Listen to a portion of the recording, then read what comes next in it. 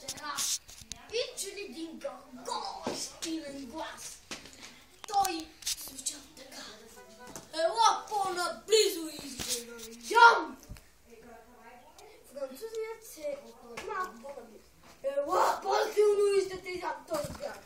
После американецът леко това нещо: ела по-наблизо, че ще те изям.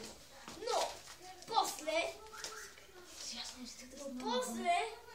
той пак чу този: ела по-наблизо